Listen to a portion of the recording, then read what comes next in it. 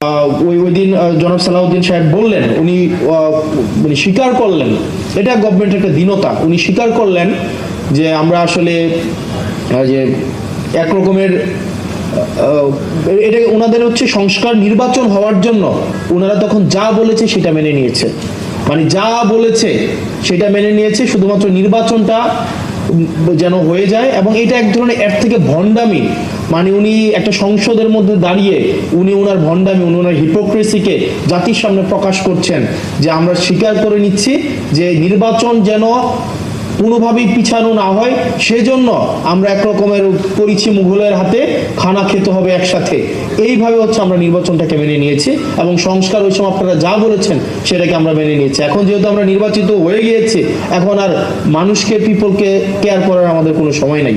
তো সেজন্য আমার কাছে মনে হচ্ছে যে গভর্নমেন্ট যেইভাবে যাচ্ছে এটা খুব সুখকর এবং দীর্ঘমেয়াদী কোনো ইতিবাচক প্রভাব রাখবে বলে আমার মনে হয় না।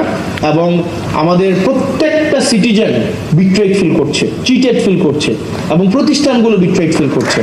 কারণ আপনি বলেছেন এবং পুলিশ সংস্কার কমিশন, পুলিশের সুরক্ষার জন্য পুলিশ সংস্কার কমিশন দরকার ছিল।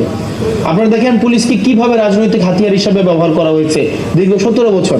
ভাই, পুলিশই তো মানুষ, সে মানুষ না, তার তো নিজস্ব হচ্ছে প্রোটেকশনের দরকার আছে। কিন্তু আপনি দেখেন আবার পুলিশের পোস্টিং, আবার হচ্ছে পুলিশের প্রমোশন, আবার পুলিশের পদায়ন, সবগুলাকে হচ্ছে আপনার মন্ত্রীর ইচ্ছার মধ্যে আপনি রেখে দিলেন।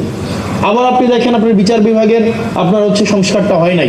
এখানে সেক্রেটারি, ওই দিন আইনমন্ত্রী সংসদে দাঁড়াইয়া উনি অনেকগুলা সত্য উনি চেপে গিয়েছেন এবং উনি অনেকগুলা অসত্যের অবতারণা করেছেন কাব্যিকভাবে এবং খুবই মানে এত মানে এইভাবে লাই বলতে পারে, এটা আমার কাছে খুব অবাক হয়েছে। উনি বলেছেন পোস্টিং প্রমোশন পদোন্নতির এটার কোনো এখতিয়ার নাকি আইনমন্ত্রীর নাই, খাতা কলম অবশ্যই নাই, কিন্তু প্র্যাকটিসে আইনমন্ত্রী যেটা বলে সেটাই হয়। এখন আপনি একটা বিচারক, ফেয়ারলেস কোন একটা বিচার কার্য পরিচালনা